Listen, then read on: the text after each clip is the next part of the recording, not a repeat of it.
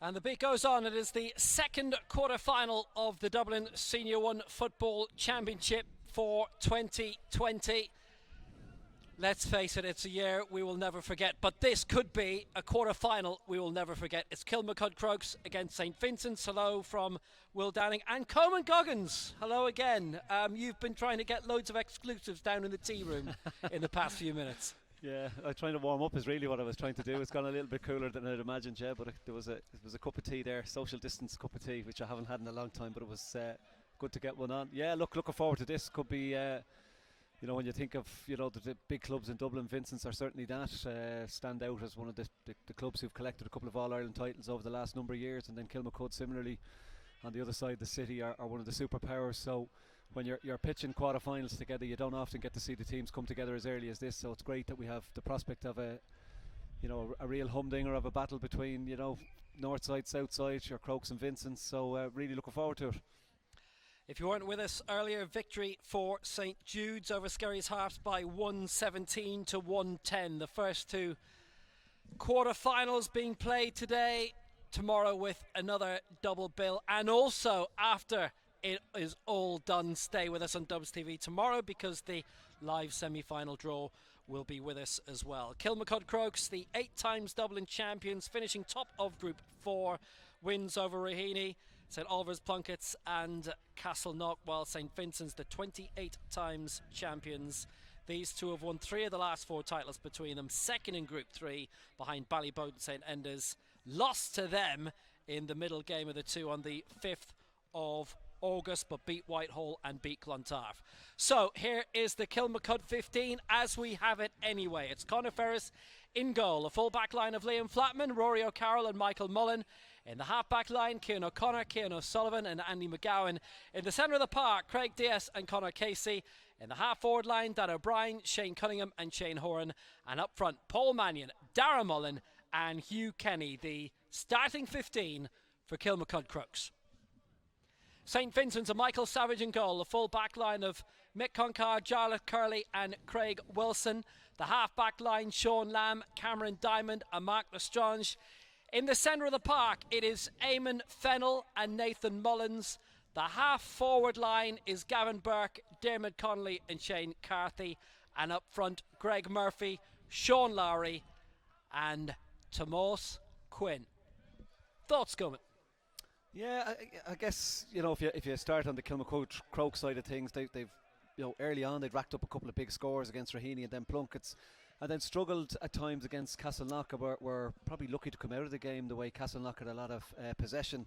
Castleknock's problem on the day was they probably went too long without a score. I think it was 15 or 80 minutes in the last in the second half where they went out without a score, and that was where Crokes were down a player following a black card. So there's probably some question marks in my mind, certainly around maybe the pace that exists around that Crokes back six. Where they were in big trouble was until they singled out Kieran Kilkenny against Castleknock, and once they put a man marker on him, that seemed to nullify his threat. But there was still huge opportunities for Castleknock to get through and create scoring opportunities, albeit they didn't take them. So while there's plenty of scores up front with Paul Mannion and Dara Mullen, who's certainly one to watch out for in this Kilmacud Crokes team, you just wonder defensively, have they got the pace to cope with some of the options that Vincents have? And then if you look across to the other side and Vincents, they've conceded some big scores. So 5-11 is a big score against Ballyboat, and you generally wouldn't expect them to concede that. They kept a clean sheet against Clontarf and looked relatively impressive, but where Clontarf did get at them, they did get in behind them a few times, and that full back line might provide an opportunity for Mannion and Mullen to make a bit of hay if they can get ball into them from the middle of the field. So there's probably some question marks defensively about both teams. They certainly, from an attacking point of view, when you think of Dermot Connolly, Tomás Quinn, I've mentioned Paul Mannion, Dan O'Brien had an outstanding game against Castleknock the last day out. From an attacking point of view, there's lots of scores out there. Defensively, both teams will probably look to try and tighten up a little bit, because heretofore they've probably struggled a little bit in that particular department of the game. 3 out of 3 for Kilmacud, 2 out of 3 for St Vincent's so far in this very tight championship. And for a lot of you who weren't with us earlier, I suppose I can ask you the same questions again, Coleman. I mean, the championship's being run off really quickly, and down in the tea room a few minutes ago, sort of the consensus that I mean, the club game has had an attention on it this year and for the past 6 weeks that it hasn't had, arguably, I don't know, 25, 30 years at least. Yeah, it's the consistency of games, and we mentioned that just before the last game. You can train away, night after night, week after week, but it's the consistency of games where guys get to develop, to flourish. You get to, fix some of those small problems that teams are starting to have. So the more you're playing and the more you can watch your team play, that's where you start to learn the lessons, and you're able to tweak the team around that. Where there's huge opportunity for, the likes of Kilmacud and St. Vincents, they generally have guys involved in senior inter-county setups, be that with Dublin or other counties. So they don't often have what they deem their maybe strongest guys available to them during the earlier rounds of the league. In Dublin, traditionally, you'd have a couple of rounds of championship in April, and then it'll come again when Dublin are knocked out of the championship. Over the last number of years, thankfully, that hasn't been until after the All-Ireland final. So then you're looking for guys coming back in, they're sitting back into a team or trying to fit back into a team where they maybe haven't been part of for 4 or 5 months. In this instance, they've been together consistently for the last number of weeks. They've played their round robin games, they're coming into a quarter final, have been able to train together. Absolutely, the regulations and the restrictions that are currently in place cause problems for them around dressing room usage and meetings and that kind of stuff.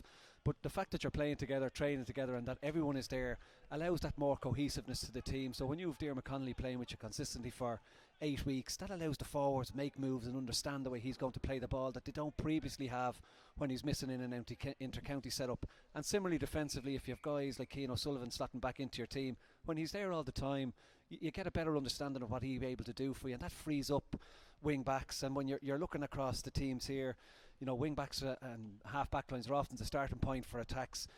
Sean Lamb and Mark Lestrange are two guys to watch because they've plenty of pace and want to bomb forward. So there'll be a job on Dan O'Brien and Shane Horn to keep an eye on those guys. And similarly, Andy McGowan, Cian O'Connor, they don't mind getting forward either. So there's huge opportunity for the two teams here to understand, number one, how they're all set up and ready to play, but then secondly, to try and impact their game on the opposition and try and nullify what they bring to the table. So huge opportunity for two teams to get into a club semi-final. Again, because it's running so consistently, it allows you to build that momentum. So the team that comes through on this will be hoping that they can continue to improve as they move through the latter couple of rounds of the championship. And I mean, the circumstances are really strange, and there's basically nobody alive who was an adult before when we faced anything like this. But I mean, from a club player point of view, this is kind of what you want. You just want games, and it's one after the other, and there's no breaks of 3 months or 4 months between them. Well, it's funny because my kids obviously think I'm very old. They asked me, was I around for the last pandemic? So I obviously look a lot older than they realise. Look, it's even strange being here where there's no crowd. I mentioned before that there's a lot of I mentioned, well, there's certainly a bit of that. I mentioned before that, generally when you're in these games, there's, huge involvement from the crowd. The crowd will urge on, the crowd will make the referee possibly make a decision when they start calling after a tug or a push, something that maybe the referee has missed. So there's, that absence, certainly makes the atmosphere around the games more difficult and that little bit, stranger to try and get your head around. But ultimately what it boils down to is, the 15 guys in the field, the guys that are going to come in off the substitute bench and ultimately make a difference. And then from a coaching point of view, can you spot where the problems are early on and make a fix? We called out in the first game with Skerries and St. Jude's. Early on, Skerries were firing in long ball into full forward Kieran Murphy there. Jude's identified that, dropped the guy back, and all of a sudden that threat was, while not nullified, certainly was lessened because of that understanding of the game. So by being together all the time, by training together the whole time, management understand guys' strengths, also some of the limitations that the team might have, and then you try and put fixes in around that. So an opportunity for the two teams to step forward and make a difference today and try and nail a spot in the club semi-final.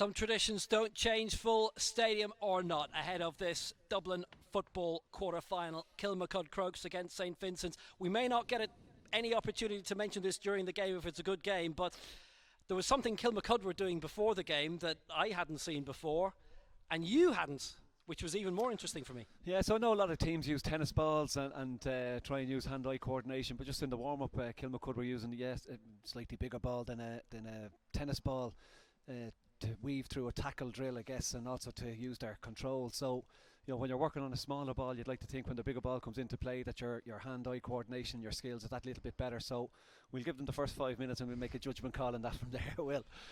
Absolutely. Nobody ever got into trouble for saying things early. Ever. Ready to go. The colours are the traditional ones.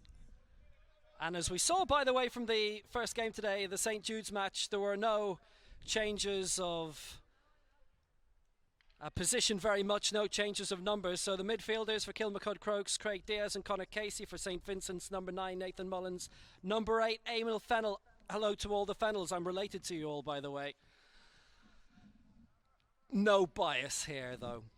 Kilmacud against St Vincent's in the 2020 quarter-final. And our match referee is Barry Tiernan. The circumstances are different, but the teams are the same, the names are the same, and the intensity will be the same for a spot in tomorrow's semi-final draw that you'll be able to catch live here on Dubs TV. So, Sean Lamb with a chance to get it back, launched up by Nathan Mullins for St Vincent's. Decent ball up towards the 20th, picked up here by Greg Murphy, who's on the charge here. Left-footed Murphy straight away, and that only took 25 seconds, and that is the breakthrough straight away. Good score. Yeah, great score. Lovely ball in front of him. Turned on the jets a little bit just to create that bit of space and then bent it over the bar. Lovely. We spoke in the first game about the strength of the wind here in Parnell Park. Certainly favouring the team playing into the golf course end. Is that a second score? It is. A great kick. Yeah, Nathan Mullins, we spoke about the breeze, and obviously it's the indications early on are that Vincents are going to try and utilise that. 2 great scores in fairly quick succession there, so Crokes will need to be very conscious of the fact that Vincents have scorers from all over the field quite clearly. Greg Murphy and Nathan Mullins with the first 2 scores inside the first 55 seconds. It's St Vincent's who lead by 2 points to 0. And here they come again through Sean Lowry. Lowry getting it in short, support from Shane Carthy, just ran towards the edge of the D. It's a free out for Kilmacud Crokes. But it's an intense start, and I'll tell you what, if the other 59 minutes are like this, we're in for something good. Yeah, absolutely. There's a different pace to the game versus the previous game, I guess, and that's, you know, a great little pass in there. That's, you know, I guess the 2 teams and where they show their strength in terms of club football here in Dublin. So interesting to see if they can keep the pace for the full 60. Darren Mullen with the punch across towards Shane Horan. It's flighted up and it just flicks over the bar, and Kilmacud are off the mark as well now. And that looked for a moment as if it might just slip wide, but he just squeaked it over, and it's 2 points to 1. Yeah, he had played a great little pass before that, Shane Horan inside, and the ball managed to spring its way back out to him to pop it over the bar. A great response from the 2 quick fire scores from Vincents. 2 minutes played and 3 points on the board, and this so far is the kind of game that we're expecting between these two. And here goes Dan O'Brien, great champion name of many years in athletics. It's flashed across his bows. Shane Cunningham's in there, back towards O'Brien again. O'Brien 20 out. Still a lot of danger, even though that one went absolutely nowhere. Back towards Andy McGowan, who's got support from Dan O'Brien again. O'Brien with a punch across. Here's Paul Mannion. Mannion flighting it high. Has he managed to squeeze it over the bar? He has. 2 points each. 2.5 minutes played, game on. Yeah, what a start.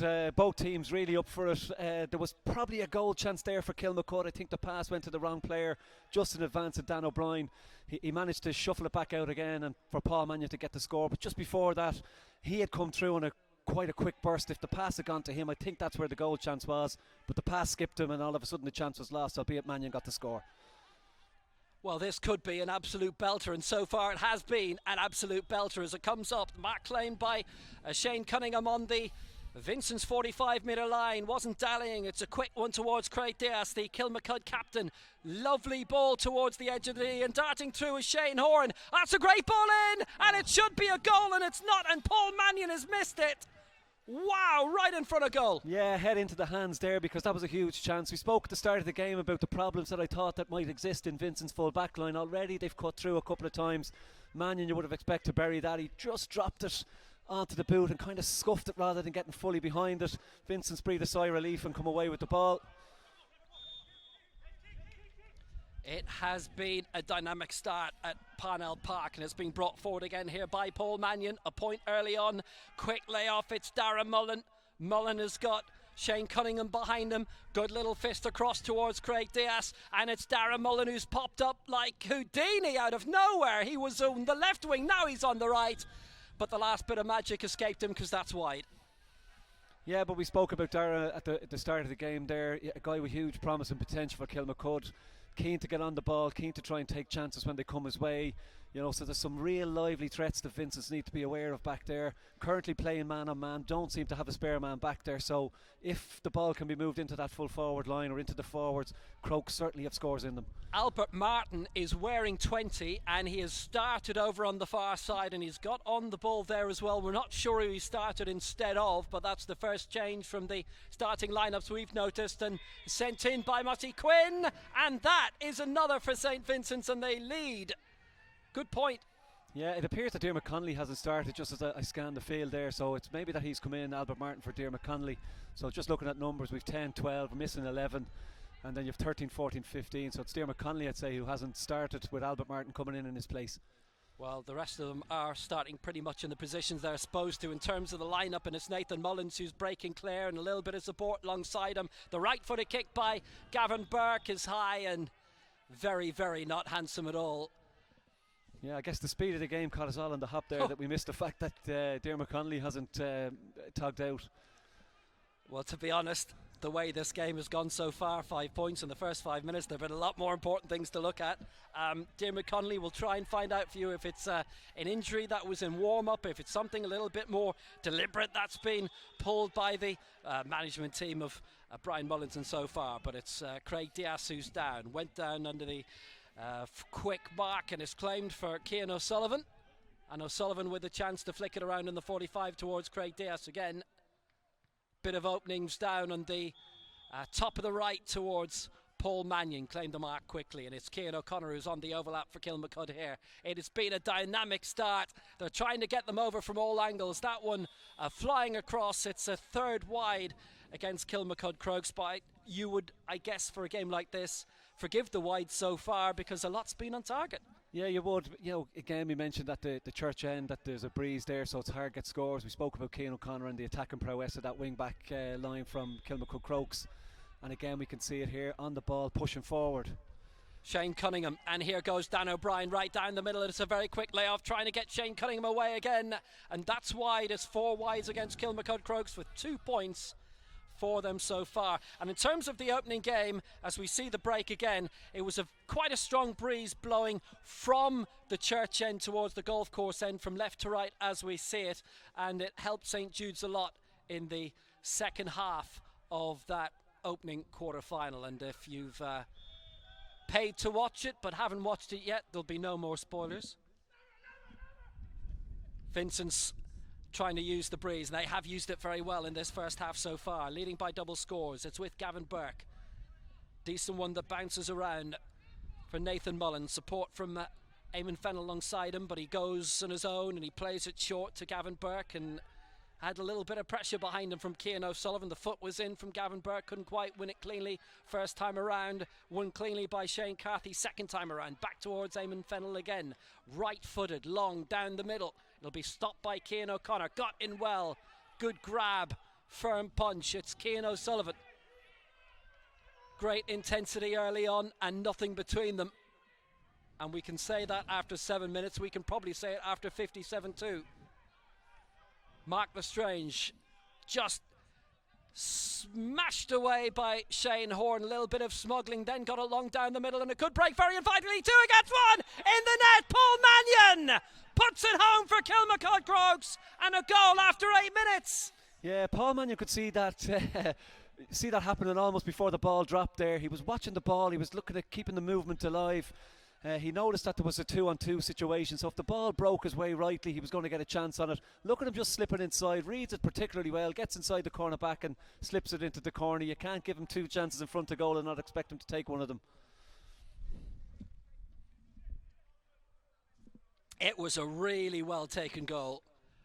Kilmacud Crokes won 2, St Vincent's 3 points. What a fantastic start to this one. Shane Carthy, lovely one down the middle. Albert Martin couldn't get there, but he's won it back, and it's a good fist across to Greg Murphy. Greg Murphy bursting past the 45, and he's got pace up towards the 20. Murphy still going, lots of support, didn't need any. What a goal! A brilliant solo goal by Greg Murphy. 1-2 to 1-3, and Vincents are in the lead.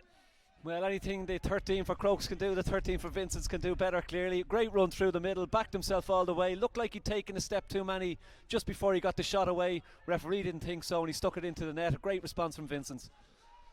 Absolutely brilliant goal. Well, we've no artificial crowd noise for you, but I'll tell you what, you must be all going mad at home seeing this one so far. We've had 2 goals and 5 points already in what's been a terrific encounter, and we've only had 9 minutes. Yeah, well, both teams have conceded goals in the run up to this point, so there was always going to be opportunity. Again, we mentioned at the beginning of the game there that there was weaknesses potentially across their defensive lines, and that goal chances will present. They've certainly demonstrated early on that both teams are going for the jugular.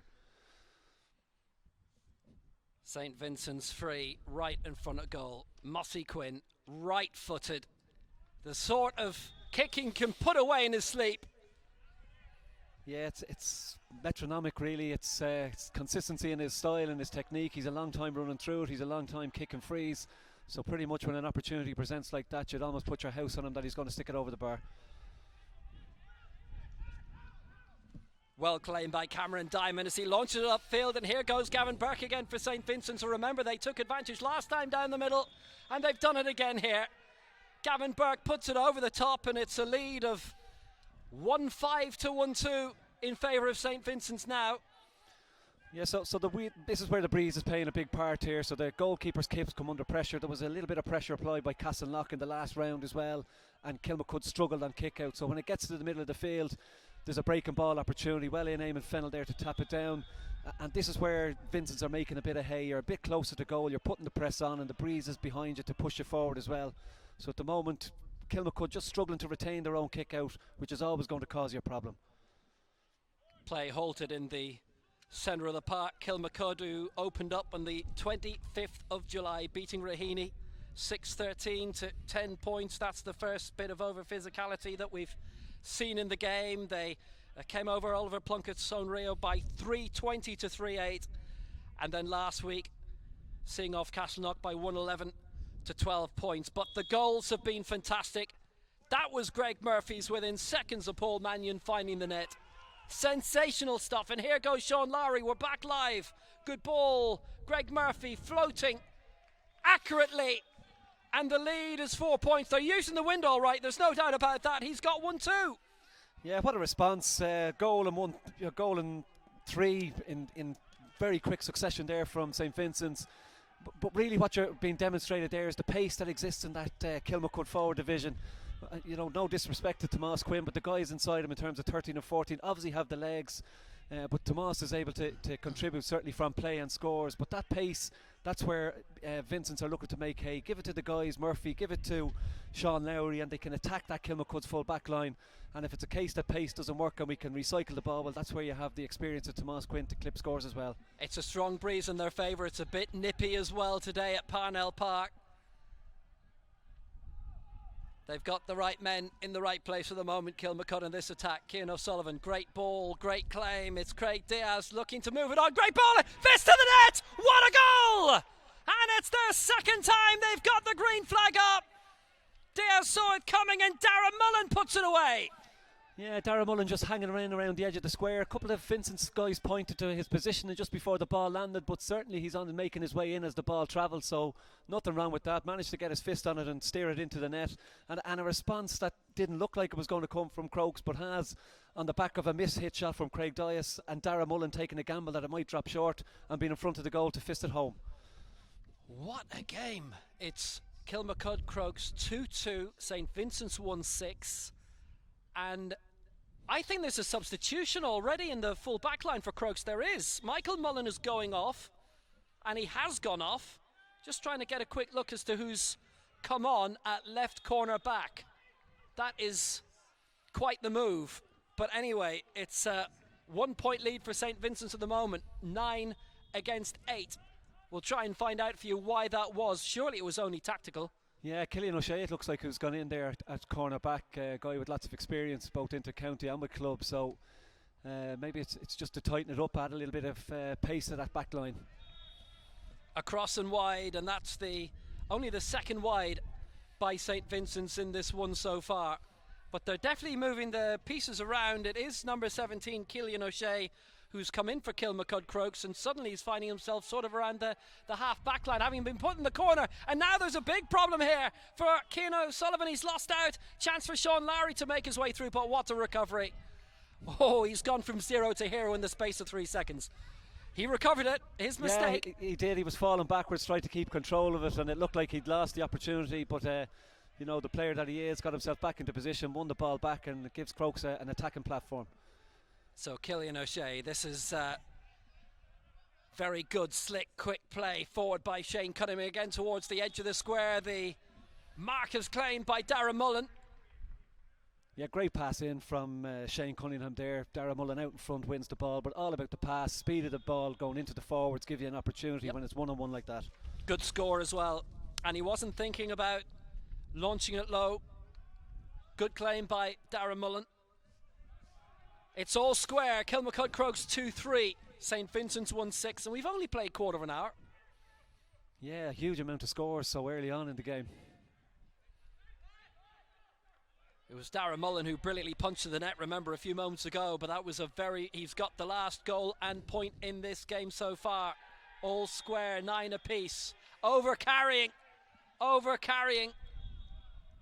It was against Sean Lamb, so it's a free for Kilmacud, and brought forward 10 metres and launched long quickly by Shane Horner. It's a great ball towards the edge of the 20. It was done so swiftly, so cleverly, and that is a magnificent point. Paul Mannion with it, and Crokes lead. Yeah, what a turnaround just before the water break there, trailing by a couple of scores, and all of a sudden then they managed to get themselves 1-6 to 1-2 down. They're 4 points down. You're 12 minutes on the clock or so. In the next 3 or 4 minutes, you rattle off a goal and 2 points to get yourself in front by a point at the water break. You know, the real standout is the delivery of the ball from Kilmacud Crokes in those last 5 minutes. Quick delivery of the ball, guys that are sneaking in behind defenders, and again it goes back to what we spoke about at the start of the game. Defensively, both teams have conceded a little bit. The speed of movement of the ball allows and creates those opportunities. There's no extra men being played back. It's man on man. It's really backing yourself to be out in front and win the ball. And when that's not happening and you're given that yard or two in space, the quality of guys that are on show here are going to get scores. You know, Vincents have been pressurising the kick out. They've been dominant around the middle of the field. They have pace across their forward division. But that goal that suddenly brings Kilmacud back into the game just sucks the impetus out of you a little bit, and the water break probably coming at a great time for Vincents just to reset again. We all need a water break after that. That is some of the most incredible 15 minutes of sport, full stop, that you could expect to see. But what about the quality of those goals? Let's look at this one. A brilliant punch into the back of the net a few moments ago by Darragh Mullen, and it was great vision to pick him out in the first place. Yeah, well, I think I think Craig Diaz would love to think that it was great vision, but I think it was more that the shot maybe was mishit. But where you back a forward in that instance is he's reading the game. He's thinking, if this goes wrong, there might be an opportunity if the ball drops here, or even if it lands into the goalkeeper in a position to tackle him when he's coming back out. He got favoured, lucky there because it came his way, and he reacted quickest to punch it home. So I guess, similar to Paul Mannion's goal, it's trying to read the game and pick up a break and be just that step ahead in your thinking versus maybe the defender that's marking you. So, they've gambled twice in terms of, well, I won't say gambled, they've read the game well to get the opportunity to get the goals, and as a consequence find themselves a point up despite being 4 points down after 11-12 minutes. It is an absolutely amazing turnaround, the truth be told. They were 4 points down, they've scored a goal and 2, and Kilmacud Crokes lead. And that's only the first chapter. Remember, it ends today. Extra time if needed, penalties if needed.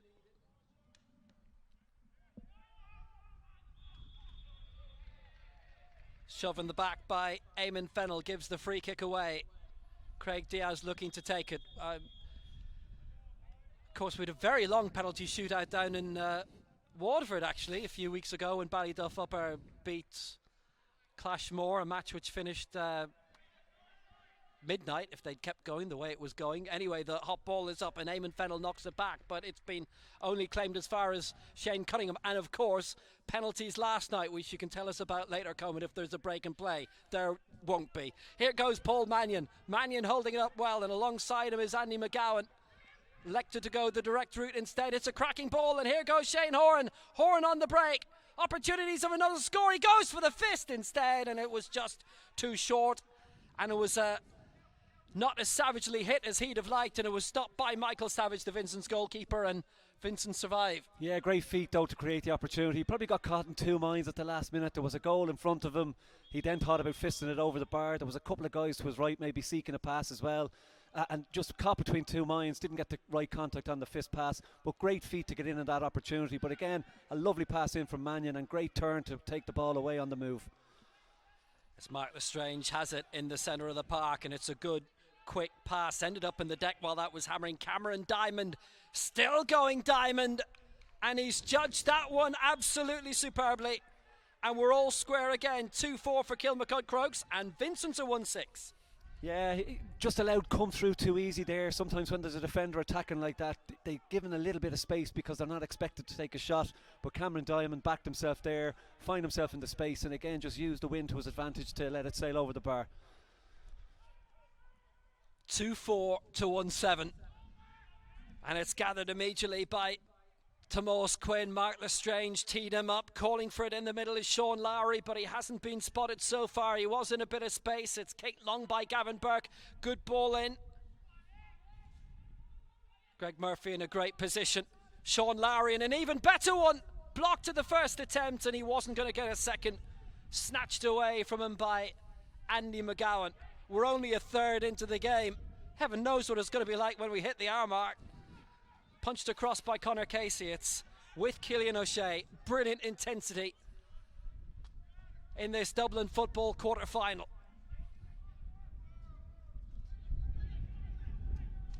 Cian O'Connor's got lots of pace. He's rushing into a growing breeze again. Support from Darragh Mullen. Hugh Kenny's in a great position in the middle, but Darragh Mullen might not need him at all. He's gone all the way. Really good point by Darragh Mullen. And everything he's scored so far, a goal and 2 points. It's been a peach. Yeah, brilliant score there. Again, just backed his pace, came right across the Vincent's defence there, managed to get onto his left side and clip it over the bar. But again, we spoke about the potential in the Crokes forward line here. Huge pace, huge ability, and Darragh Mullen there leading the charge with 1-2 so far in the game. Well, thanks for joining us today. I think you've had value for money so far. Well, there's a big opportunity for Kilmacud Crokes to do a little bit more damage right in front of goal. It'll be on the 20. It's a hot ball from referee Barry Tiernan. Could go anywhere, has gone into the hands of Mullen. Launches it back quickly. It's high, it's well hit by Shane Horan. There's barely been a miss all day so far. Shane Horan gets his second point. 2-6 to 1-7 is the Crokes lead. Yeah, running out of sheets here with all the scores that are racking up. I mean, it's consistent in terms of scoring. The display really has been brilliant in terms of the opportunities and the returns from the chances. Bad turnover there from Vincents where there was 2 on the ball, and it gives Kilmacud another opportunity to stretch out this lead. This has been quality stuff, and it's Shane Cunningham who hasn't scored yet in this one. Neither has Hugh Kenny. But that can change very quickly. 3 of the 6 forwards have got on the target for Crokes so far, and it's played up by Cian O'Connor towards Paul Mannion. Mannion getting it back towards Dan O'Brien. O'Brien one way, then the next. Eamon Fennell just couldn't quite reel him in this time. Here comes Shane Cunningham. Good quick fist. Andy McGowan is in support. Horan gets it back. Dan O'Brien had a little look. Back for Cian O'Sullivan. There's a little bit of attention being meted out over on the far side. The physio has had to come on. That definitely can't be socially distanced, but they're all wearing masks over there, so that's all right. And it's Cian O'Sullivan who gets it back. Here's Shane Cunningham. Cunningham with a little bit of space for Conor Casey. It's a little bit wayward, but it's okay. Kept the move going, kept things alight and alert. Paul Mannion, having received that treatment, gets the short pass towards Craig Diaz. Diaz still going, the captain not anymore, he's not. Fennell had the hand out, battered it down, and that was the end of that. Here goes Gavin Burke. Burke beyond the 45, good fist forward for Nathan Mullins. Nathan Mullins past the other 65, now to the 45. Nathan Mullins isn't done yet. Now he is, short on the 20. Here's Albert Martin. Martin with the little flick back. Good move this. Gavin Burke has missed. Yeah, that's unlucky from Vincents, because that would have been a fantastic team score. They worked so hard defensively to get the ball turn over the ball from Kilmacud Crokes, and then they moved the ball up the field quite quickly. Gavin Burke, there was probably a pass too many in that final move there when it landed with Gavin Burke. You probably would have backed him to kick it over the bar. But disappointment for Vincents that having worked so hard to get the ball, create the chance, they then kicked it wide when a score would have been given them a huge lift. Mark Lestrange wins it. Shane Carty, close. Sort of match where he just can't get a breather in this. It's been high intensity all the way, and here goes Sean Lamb down the St. Vincent's left. A good punch forward for Shane Carty. Carty past the 45. Little bit of room. Greg Murphy's had an excellent game so far. He's watching on as that flies over the top. There's the experience again. No doubt about that. Yeah. They've used a lot from Mossy Quinn today, and that's a great score. Yeah, great score. Just the way he peeled off on the loop there. There's other guys can do all the running for you, but when you're looking for a score, comes out, takes the ball on the peel, and spinning around the corner, just bangs it over his shoulder and over the bar. An important score for Vincents, because Kilmacud had been dominant there for the last period. 5 minutes to half time. Kilmacud Crokes 2-6, St. Vincent's 1-8. 12 playing 11. And if the first half has been this good, what's going to happen between now and 7 o'clock? Breaking forward again is Dan O'Brien. He's got a bit of space in front of goal, and he's been allowed a bit of space even though there were 5 Vincent's men around him. Back again towards Craig Diaz. Good play, good ball. Hugh Kenny. Good fist across, claimed again by Conor Casey. Over towards Cian O'Connor. Oh, that was probably the first misstep we've seen from anyone in the pitch so far today. Paul Mannion remains in support. Mannion, it just flew past him. Good ball in towards the middle. Chance for another fisted effort from Darren Mullen. What a save by Michael Savage. And the rebound was gobbled up. That was a ferocious effort and a great save. Yeah, great save. Important save from Mick Savage in the goal there. Darren Mullen did well just to bat it down to himself almost. Picked it up and on the spin then fired a shot at goal that Savage did well to palm away, and Vincent's managed to get a free to come away with the ball there. Really important stop. Kilmacud are just that little bit clever with the ball defensively from a Vincent's point of view. They're struggling across their full back line there. The water break gave them a chance to reset, but they'll be hoping to get to half time without conceding a huge amount more, but there are certainly problems in that full back line for them. Paul Mannion coming up towards the 13 again. It was a great ball last time that found Darren Mullen, and he came so close to finding the net for a second time. It's Dan O'Brien, and O'Brien was coming in. He went to ground and he just couldn't find a teammate when he released it. Picked up by Fennell, and now there's a bit of space for Shane Carty. Carty past the 45. They've only got 4 men in front of him wearing the same white and blue. Short by Carty. Here's Greg Murphy. Murphy, lots of room for Mark Lestrange coming down the left hand side. It's just a shame that Parnell Park isn't full today. Here's Greg Murphy. Mind you, by this stage I think they're used to it. Here's Gavin Burke. Burke past the 45. The 20 is in front of him. So too is Andy McGowan. Launched it back well. Quinn, great grab. Sean Lowry bearing down on goal, and he went low, and that was a miss hit if ever there was. Pity for him though. Yeah, great touch from Shane Carty just to set him free there. He maybe could have gone a little bit further. I think it's Jarlath Curley who might be down at the other end of the field. It goes back to the hit he put in on Dan O'Brien. Dan O'Brien had come through on the fly. Looked like there was an opportunity for him to get a goal, but he was well stopped by a great tackle by Jarlath Curley, the Vincent's full back. But he seems to be just bearing the brunt of that there, maybe across his chest or his hip there, it looks like. 2 minutes to half time. Game has flown. It feels like it only threw in about 5 minutes ago. It was a fantastic stop just a few moments ago at that end of the pitch, the church end here in Donnycarney. But yeah, a little bit of concern with him there. A lot of guys just checking on him. Referee probably made the right decision to put a stop on it. Let the game restart when he's been checked to make sure everything is okay.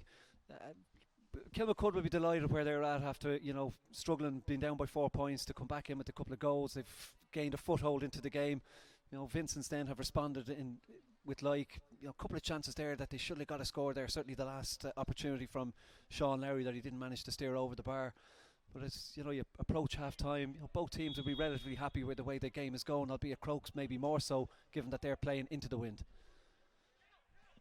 We'll resume with the quick kick away at the other end of the pitch for Kilmacud Crokes. Rory Carroll up towards Conor Casey, and now they've got a chance to expand down the middle with Cian O'Connor as he slipped past Gavin Burke. Cillian O'Shea, who came on for Michael Mullen very early on and was slotted in very quickly at left corner back, but is not really there anymore. Here's Shane Horan, found quickly by Conor Casey, and now it's through towards Shane Cunningham. They're looking to get the pace up and running again. Here's Rory O'Carroll as we approach the 30 and the end of the first half. If only it could go on forever. It's Dan O'Brien, launches it back for Darragh Mullen. That's a really great piece of vision, and Paul Mannion's in! Cleared off the line incredibly. Could have been another goal for the Crokes, and how he did that.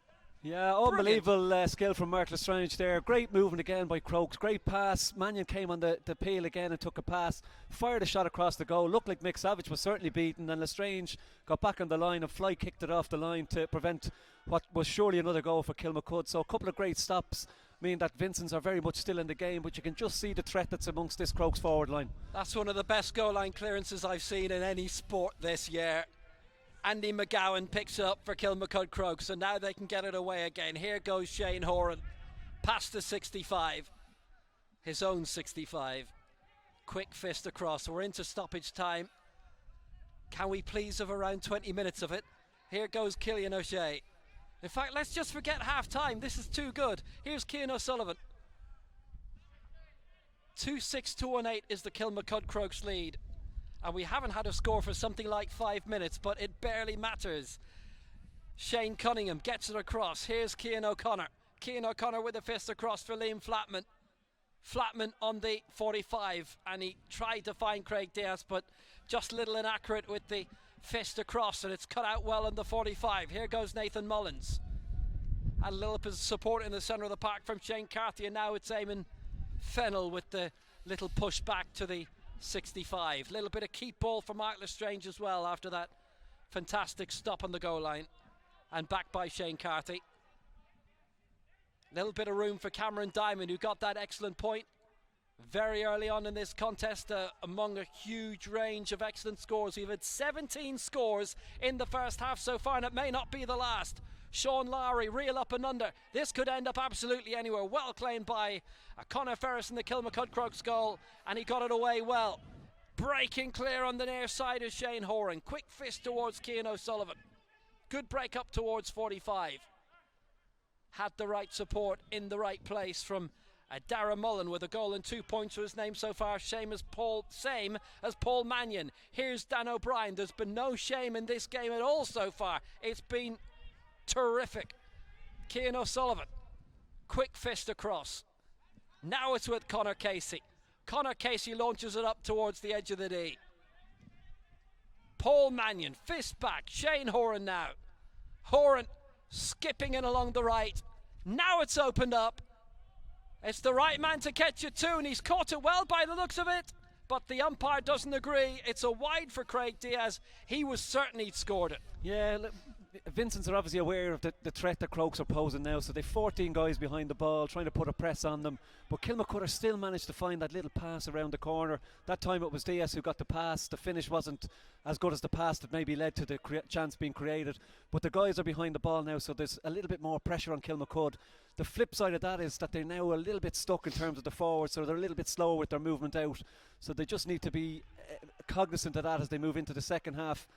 as to the pressure that's been applied back there and then releasing the ball after that. Mossy Quinn for Greg Murphy, but he's not on the ball anymore. We're in the 4th minute of first half stoppage time.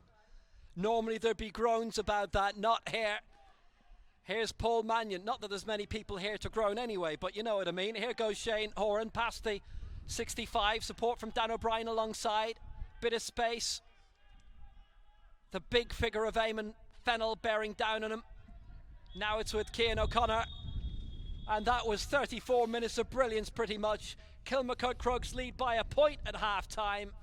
It has been intense. It's been high scoring. Entertainment, of course, it's been. Kilmacud Crokes 2-6, St Vincent's 1-8, the half-time score. Did you enjoy that?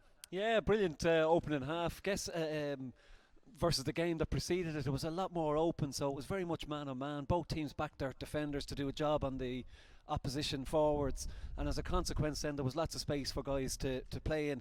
A quick fire start from Vincents was obviously responded to by Kilmacud. And despite a Paul Mannion goal, you know, Vincents responded to that, scored 1-3, and heading for the quarter-hour mark, looked to be in a relatively good spot. They were utilising the advantage of the breeze. They seemed to be that little bit more dominant around the middle of the field, and they were also putting a bit of pressure on the Kilmacud Crokes kick-out. But then a miss shot, I guess, from Craig Dias allowed an opportunity for Darragh Mullen to fist to the net, which we might see again. That was a great score that Shane Horn had managed to get for Kilmacud, and Darragh Mullen flicked it to the net, and then Crokes responded with 1-2, and a score, you know, that broke that came from Cameron Diamond before 2 more from Crokes. And I guess it was then Kilmacud who were in the ascendancy from there, despite the fact that over the last 5 or 7 minutes that we had no score. Crokes just that little bit more sharper in their forward division and managed to look that little bit more clinical up front. Well, this was that was Paul Mannion's miss, I guess, in terms of the face into his hands, but he got a second chance after that, which he didn't leave behind him. And this will be it after 8 minutes. The goal by Paul Mannion, and it put Kilmacud in front by 1-2 to 3 points. Yeah, great turnover from Shane Horn, but look at Mannion's movement. He's aware there's a break possibly coming his way, slips inside, has a background obviously in playing soccer, so he's never going to miss off his left foot, steered it into the corner and gave Crokes a bit of a lift, but then he got flipped on its head with Greg Murphy. Great run through the middle, took that extra step, shifted onto his left side and buried it into the net, and then Vincents grew from there, got a couple of scores thereafter to go into a 1-6 to 1-2 lead. Looked like on the quarter-hour mark that it was Vincents who were going to, turn the screw that little bit, and as it leads through, we'll potentially see the goal that Darragh Mullen got here. But some great scores, good score from Gav Burke that time to send it over the bar. That was just eking out that lead. Yeah, Greg Murphy popped up a few moments later. That made it 1-6 to 1-2 for Vincents. They were using the breeze well, but then the second goal came for Kilmacud seconds later. Yeah, I think you called this out as one of the passes of the season in the commentary. I'm not so sure that he meant to leave it inside to him. Look, he's looking to pivot over the bar, but Darragh Mullen moves inside, takes a chance that something might drop short, times his run perfectly. There's definitely no square ball in that, and fists at home. And from there, then it was turned and went Crokes' way. Won a great pass in there in terms of a mark to kick a ball over the bar. There's another score that followed then, which was even better than, certainly better than that one in terms of an easy chance for him to take. And then it was Crokes' turn to really turn the screw and put the pressure on. Paul Mannion has been, strong for them in the forward line too, despite being down and having been looked at by the physio. Looked like he had gone over on his ankle or twisted his ankle. And then Cameron Diamond popped up with a score here where he's just allowed to come straight through the middle. I mentioned about defenders sometimes be given that latitude because they're not expected to be able to score. Certainly Cameron Diamond proved that one wrong. Well, absolutely, but the scores continued. They were getting a bit bare at this stage. The sides were levelled by 2-4 to 1-7. 20 minutes on the clock, and it opened up interestingly there for Sean Lowry, but he just couldn't get the shot away. And at the other end, Darragh Mullen, a very, very good score. But after that, it wasn't really about what was scored, but what was denied. Yeah, great stop by Michael Savage, prevented an almost certain goal. Great hands that created the chance for that, and a great stop. And then, probably the block of the season, I guess, to this point was Mark Lestrange. The ball he took off the line looked, for all intents and purposes, was going to rattle the net, but he somehow managed to fly kick it off the line. But for that, and I know against Ballybowden, Vincents had conceded 5 goals. They could certainly have 3, if not 4. This was brilliant from Darragh Mullen, batted it down, turned and shot, but a brilliant stop by Mick Savage to keep Vincents in the game. Well worked in terms of trying to create the chance himself. Yeah, Gavin Burke at the other end as Vincents were trying to pull themselves back. They were a point down, 2-6 to 1-8 at this stage, as they still are at half-time. No other scores after that, but it changed. Came so close to changing. That was Sean Lowry, but this was great. Yeah, great little pass in from Darragh Mullen there. Great hands. Mannion's finished. Looked like it's going to hit the net, but great clearance by Lestrange to take it off the line. Ends up in the back of the net himself rather than the ball. But as we mentioned, potentially could be 4-6. But for those saves, obviously you could say that, goalkeeper's job is to save it, but certainly a defender's job in the line like that is above and beyond the call of duty. So gives Vincents, obviously not a lifeline, they're very much well in the game, but certainly keeps their head above water. If those couple of balls had hit the back of the net, it's a big ask against that breeze, particularly the way that Kilmacud Crokes forward line is working at the moment. What's been the best game you've seen so far this year, off the top of your head? An under-10s match there that obviously I was involved in as a coach and had them set up perfectly to deliver, I'd say. We went blanket defence stuff. I think it was 2 points to 1. It's good. It keeps you honest coming. That's the important thing. I have to train them early. Look, I guess what in any game you're looking for is that it's competitive, and any guys who are playing on the field, the games that you get most value out of is the ones that are competitive. The one you step out of and go, we could have easily as lost that as we did, win it. Absolutely, it's nice if you're 20 points to the good and the full-time whistle is approaching, that the game is over and you have something in the bag. But it's really those games that are come down to, tight margins, nice, movement of the ball, a flick of the hand, a quick hand pass around the corner, where you're eking out scores, where you're really battling to get that scores. They're the games that any guy enjoys playing in. So when you're standing watching, a game like this where it's 2-6 to 1-8 at half time, both sets of forwards are able to get scores, there's great movement, there's a great battle, they're the games that anyone enjoys watching. And the fact that obviously supporters can't be in here, that it's great that this stuff is able to be broadcast and people are able to pick it up from home, much and all, as a lot of Vincents and Kilmacud supporters would love to be here cheering on their sides, and similarly Skerries and Jude supporters. This is the next best, and it's great that it's available to watch, because when you're seeing some of the scores and you're seeing inter-county stars and actions for their club, and they're stand out at that level as they are for inter-county, it's a great advertisement for the game, and it's great for those guys then to be able to demonstrate those skills at club level as well. Well, now let's give a great advertisement for 2 games tomorrow. Ballybun St Ennis against Raheny. That's live here on Dubs TV tomorrow at 2, followed by Ballymun against Nafina at 4:30, followed by the live draw for the semi-finals, and that will be after the conclusion of the Ballymun game. And remember, it's the same rules. It can go to extra time, 10 minutes a half, and it can go to penalties. Last night was a bit of fun. Yeah, certainly. Yeah, first time it's been televised, I think. So a bit of history in that. From a playing point of view, I imagine it's a heartbreaking way to go out of a championship. Generally you get another bite at the cherry, but the way the season is this year, you just got to play by what those rules are. So it's extra time and into penalties. Probably the best penalty on the night was the goalkeeper's penalty, where he stuck it into the roof of the net and then managed to get onto the line to pull off a couple of saves. So that's just the way it is at the moment. That's the way the competition has to be played out. But great that we're again getting to see those club games and the talking points, that we're able to over Zoom maybe talk about them rather than sitting somewhere else more comfortable maybe.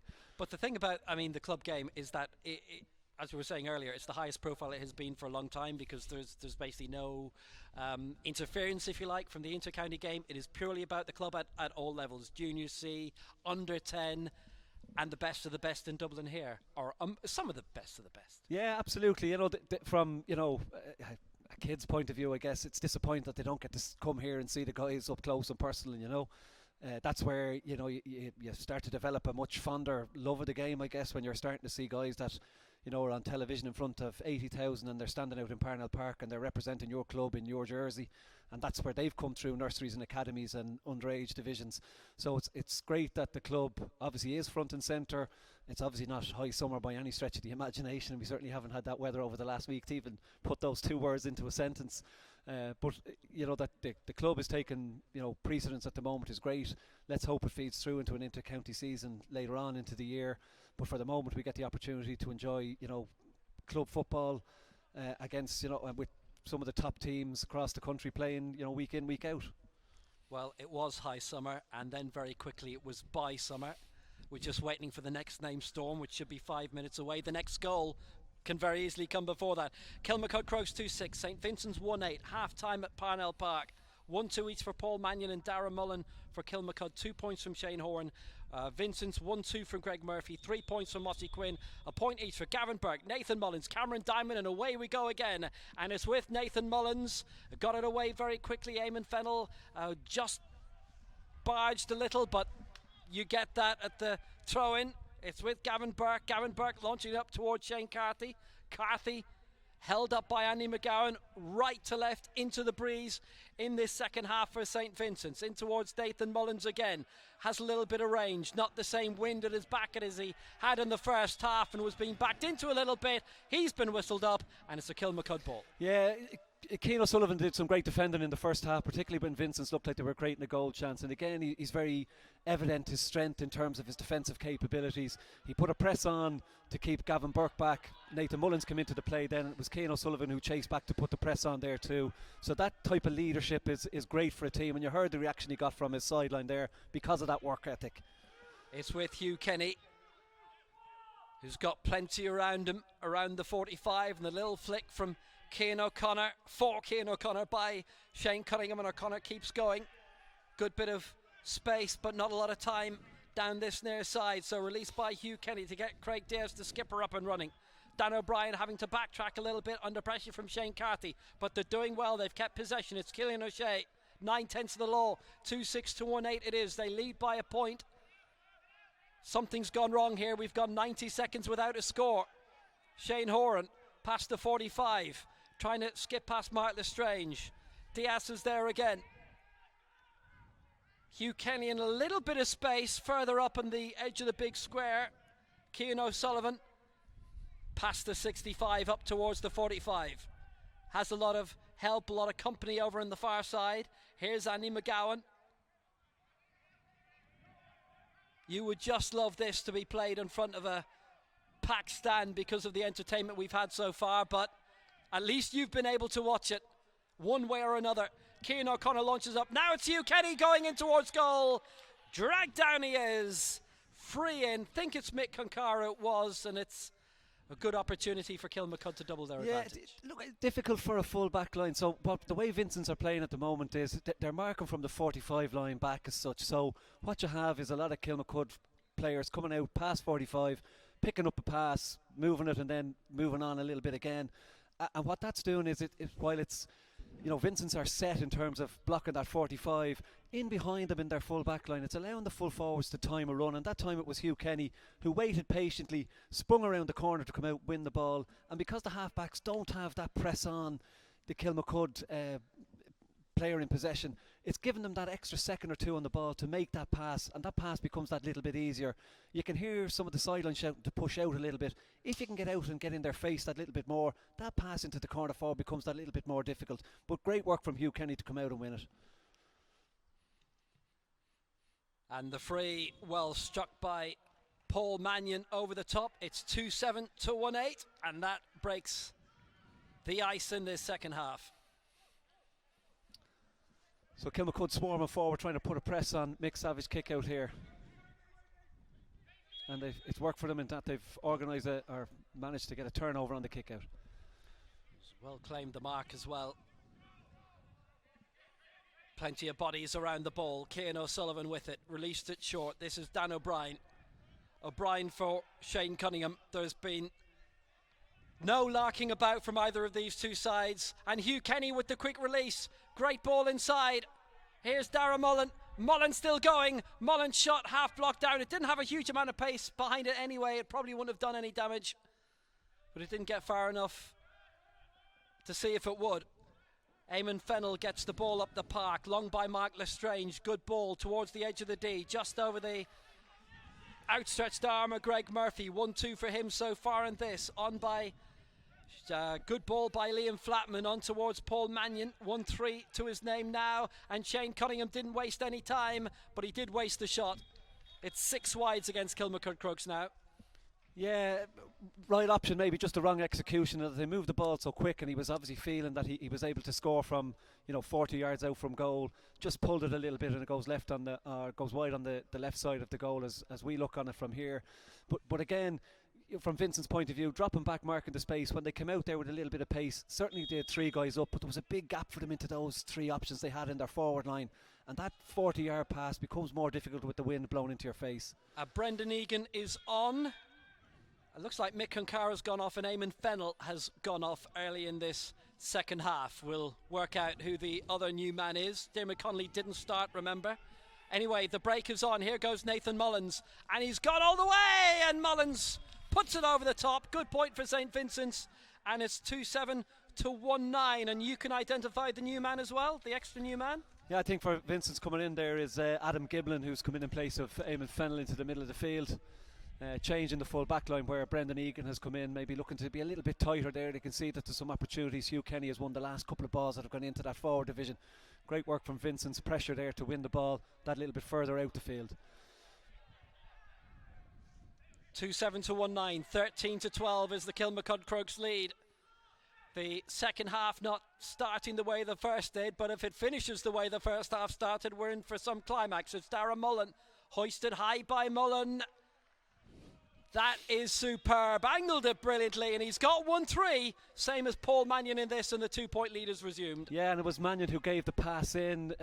Mullen just spun away from Jarlath Curley there. He's causing obviously problems for him. Both Kenny and Mullen, they're showing all the time either side of their defenders. And out the field, because the press hasn't been as strong from Vincent's, give an opportunity for the forwards to get a pass away and find Darragh Mullen in that instance, who got the score. And Kilmacud Crokes are streaming forward again. Paul Mannion in support, loads of space for Cian O'Connor, who's been well spotted by Mannion, and now he's on the way through. Cian O'Connor, lots of support, went for the shot. It's a great ball. What a chance! What a goal! It's a 3rd goal for Kilmacud Crokes. Yeah, I'm not so sure if it was a pass or a shot. I think it was probably a shot from Cian O'Connor, but Hugh Kenny, I think it was, who drifted in behind Brendan Egan. If you just watch as the ball drops down, sun in his eyes, he turns, Kenny spins and roofs it into the net. A great goal. Fortunate again that when you consider Mullen's goal, you consider that goal, that they've got the breaks, but that's because they've been, playing on that manner, expecting the ball to come to them, and in that instant Kenny buries the ball for the 3rd goal for Kilmacud. The entire full forward line has now got a goal to their name. Hugh Kenny was the last of the full forward line to score in the match, and he's got a goal, but Vincents can respond immediately. Coming forward was Gavin Burke off the upright. Great chance for a point. Didn't think about the green flag chance at all. Mossy Quinn now coming in the near side. It's been blocked, and actually I think it's going to be a free instead of a 45. Yeah, I think the referee indicated that Cian O'Sullivan would give a little tug before he managed to get a block on the ball. Probably a half chance for a goal there with Shane Carty was just outside Gav Burke, that there could have been a pass gone his direction, maybe for an opportunity for a goal. They'll settle for a free just to try and settle their nerves again after conceding another goal. 3 points so far for Mossy Quinn in this one. Greg Murphy's got 1-2. It's a belting goal by Greg Murphy after 9 minutes, within seconds of Paul Mannion finding the net. That after 8.5 for Crokes. That was then. Here's Mossy Quinn. Angle is tight, and the shot, by his standards, by his lofted standards, not great at all. Crokes with a chance to bring it away again through Liam Flatman, past 45, heading up towards 65. Good quick release. Here goes Conor Casey. Conor Casey launching it with the right foot. Great ball up towards the 20. Now they've got plenty of options open here. Kilmacud Crokes is back for Craig Diaz. Craig Diaz knocking it up towards the 13. Finding Hugh Kenny, the goal a few moments ago, which puts Kilmacud very much in the box seat for the moment in this. Shane Cunningham's the only forward not to score for them so far. Here goes Shane Horan. Horan high. It's going to drop again in the square. Could it be another one? It's well claimed by Mick Savage. Got in right on time, and Cameron Diamond was in the right place to clear. Goes through Lestrange. Up one end to the other. Vincent's breaking now. It's 17 points to 12, 3-8 to 1-9 around the 45. It's punched up towards Shane Carthy. Carthy with the left foot forward. Good ball. Mossy Quinn again. Disappointed a few moments ago with the free, which he just didn't hit right, but he could have an assist on the way here. Albert Martin trying to break through. Albert Martin now. The number 20 in position, 25 out. Hits it right footed. And it's wide. Yeah, a couple of chances that have just drifted for Vincents there. The free from Tomas Quinn, which obviously didn't connect great with ball kicked wide there, the shot that came off the upright. So 3 potential scoring opportunities that have passed them by. Just leans the gap stays open for Kilmacud. Chance to fire end themselves maybe to get a score. They're maybe just coming a little bit easier in terms of the scoring opportunities for Crokes than they are for Vincents at the moment. The mark from Craig Diaz, it's well claimed by Dara Mullen. It's up over the top and Shane Cunningham's on the chase. What a claim by Shane Cunningham, went for the point, didn't think about anything more.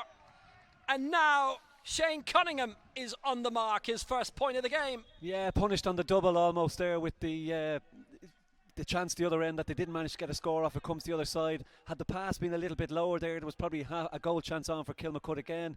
The space that's there for Kilmacud to play in the forwards means that every time they get the ball there's an opportunity to get a score. The full back line, as we mentioned, is under a little bit of pressure. They've tried to rejig it a little bit in that Sean Lamb has dropped back into the full back line now to try and pick up Paul Mannion, but it's just not working great for them at the moment. Yeah, Sean Lowry has just gone off. That is, we make it the 3rd substitution of the game for St Vincent's. It'll become obvious very soon who's come on instead of him. Liam McGovern, number 21, is the new man. So Shane Carthy with it, quick layoff. Nathan Mullins, the surviving centre fielder for St Vincent's, on the break, launching it up. And that is a very good score. It's his 3rd point of the game. Vincent staying in it. They're 5 points down, and we've got loads of time left. Yeah, leading by example in fairness to Nathan Mullins. He's reeled off a couple of scores in the second half here. He's driving through the middle of that Kilmacud Crokes defensive line. We mentioned that the problems that Kieran Kilkenny caused for Castleknock against Kilmacud in the last round of the group stages that they were in. Mullins is obviously aware of that, and every time he gets on the ball he's going straight, and that is causing Crokes problems. Mullins scored a few moments ago. He might be his own best option, but he overcarried, didn't release it in time. Yeah, unlucky because Sean Lamb had flew by him there. If he just popped a pass, there was opportunity there. But again, he's trying to lift the team, and with that he's going to try and get guys to come on the run. So maybe he's just done that in that movement there, that guys will help him out more. Paul Mannion launching it up. Great claim around the 20, quick release. Shane Horan's on the way. Shane Horan, 20 out. Shane Horan high. Great point, Shane Horan. That's his 3rd, and it's the 2-goal lead resumed for Kilmacud Crokes, 310 to 110. Yeah, brilliant score. Again, the movement from Kenny to show out in front of Brendan Egan. So Vincent's management had obviously made a switch there to bring Brendan Egan in, but Hugh Kenny is still shown in front, and he's winning the ball, but then just giving the little pop pass that creates the scoring opportunity. Great score from Shane Horan that time to open up that 6-point lead again. Cameron Diamond coming up towards the 45, and a quick fist for Liam McGovern, the most recent of the 3 substitutes for St Vincent's. Not a lot of space or time. Got past Cian O'Connor. Good ball over in the far flank. This is cracking stuff. Albert Martin on the ball. Albert Martin, support from Greg Murphy behind. Greg Murphy with a goal and 2 so far. Little too physical in the end from Rory O'Carroll. It's going to be a free. Spent about an hour writing out a whole lot of stats before this game. I don't think we've read a single one yet. Game's been that good. Yeah, but again, when we speak about the difference in maybe defensive work, Kilmacud are very much guy on the ball gets tackled, you put pressure on him, you don't allow him get the pass away. Vincents have been that little bit more around guarding a particular zone rather than going that full press on man.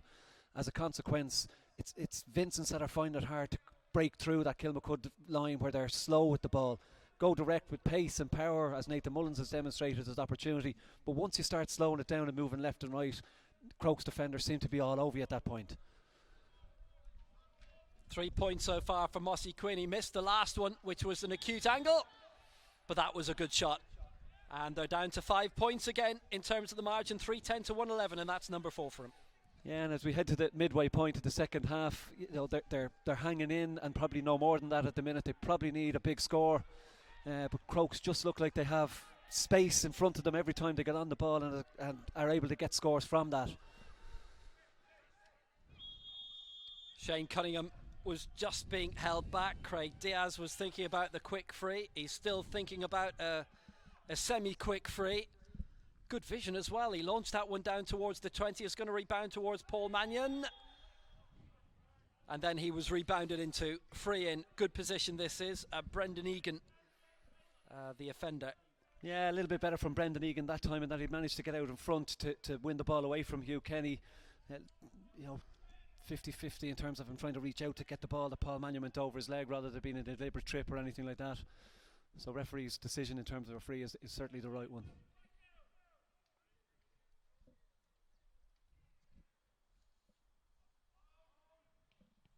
Well, it's a decent position. There's been barely a miss so far from Darragh Mullen, and guess what? That was a miss from Darragh Mullen. It's only the second wide for Kilmacud Crokes in this second half. That's it. You always start a sentence with a bit of praise, and it just...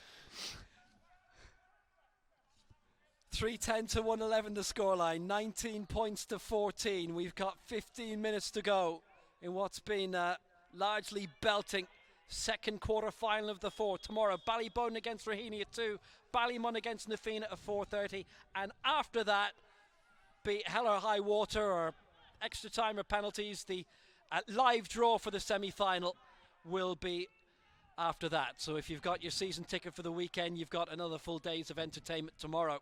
Here goes Adam Giblin. Gave it away. Shane Carthy wasn't there. Vincents are still in touch. But they're in a spot of bother. It's been a while since they've really troubled the Kilmacud defence very much. Here's Paul Mannion breaking his way through. A good shot from a long way out, and that's a lovely score. Yeah, he backed his pace all the way there. He could see that there was... while there was two defenders in front of him, he reckoned he was going to have the pace to do both of them. Certainly got past Craig Wilson, and then as Jarlath Curley approached him, he just landed it over the bar. How many times have we seen that from Paul Mannion? A score that just keeps the gap at 6 points, and Crokes in front. 2-goal advantage. It's Mark Lestrange with the quick fist for Greg Murphy, and breaking forward is Gavin Burke, and he scored 2. Yeah, good response from Vincents and Gavin Burke. Again, when they move it quicker, it doesn't give Kilmacud that opportunity to come out and get hands all over players. When they're that bit slow with the ball, Kilmacud look that bit stronger and are able to engineer a turnover. So as they break for water and the 5-point difference between them, Kilmacud certainly in the box seat, certainly more dominant when they get the opportunities, and very much based on the fact that across their front six, there's space, there's opportunity for them to play in, whereas the other end of the field, it's a lot tighter for Vincents to try and find that space. Well, they have the advantage at the moment by 5 points. Just the 1 goal so far in the second half from Hugh Kenny, but it was a good finish. But like you've been saying in commentary, Coleman, 2 of the goals for Kilmacud have kind of come from miss-hit opportunities. Yeah, fortuitous goals, but for a goal to work in your advantage or for a score to come your way, you have to put yourself in danger of the ball coming near you. So in Darragh Mullen's case, he took a gamble that it might drop short, dropped around the back, and he manages to fist it home. In this instance, it's Hugh Kenny who drops in. But, great finish to come off a tight angle like that. It's difficult for defenders and goalkeeper with the sun beaming down into their eyes there.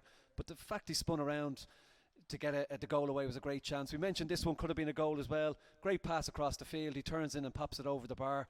A better pass, albeit a difficult way he turned onto it. You're again in a front to goal where there's no huge amount of Vincent's bodies to try and stop you. I've mentioned that Kilmacud's maybe soft centre is an area they need to be cognizant of. Nathan Mullins demonstrated twice in the second half here where you go straight through them. They maybe don't have that physicality to put a stop on someone, but the other end of the field, look at the space that the Kilmacud forwards are getting to play in there.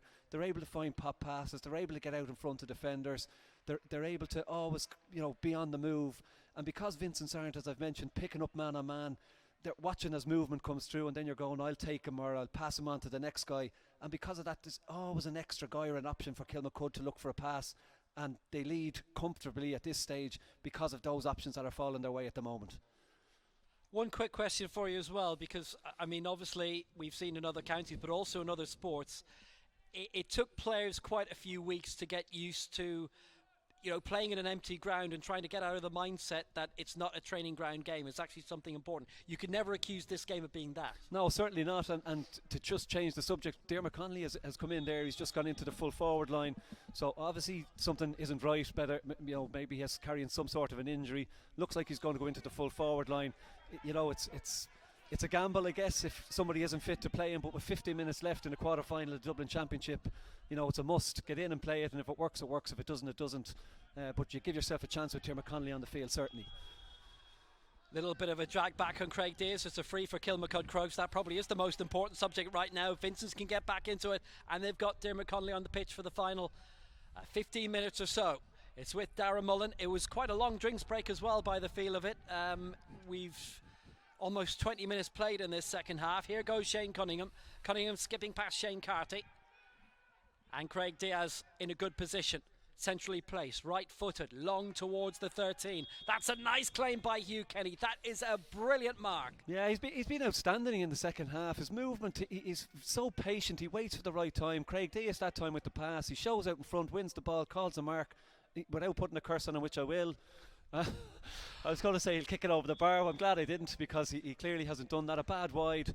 But those opportunities out the field for Kilmacud, because the press isn't there, gives them time to get a pass into the forward line. Definitely should have been a score from Hugh Kenny. Kicks it wide, and you know, Vincent's very much still in the game because Crokes are not putting them to the sword right now.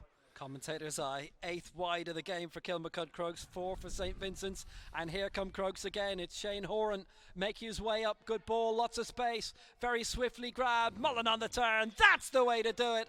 1-4 for Darragh Mullen, and they lead by 2 goals again. 10 minutes to go of normal time. Yeah, I'm amazed. I know Vincent's are maybe struggling defensively, but I'm amazed that Jarlath Curley has remained on Darragh Mullen. Darragh Mullen has obviously been on top for a significant portion of the game. There's opportunities or options out there maybe to pop somebody else in, maybe just to try something different on Darragh Mullen, to rule that out as an option. But no, he's been left where he is, and he's getting a lot of ball and getting opportunity to get scores. Cian O'Connor, who's had a cracking game, and so too is the Kilmacud Crokes skipper Craig Diaz. It's good speed of thought and movement, and it's Paul Mannion coming down the left hand side.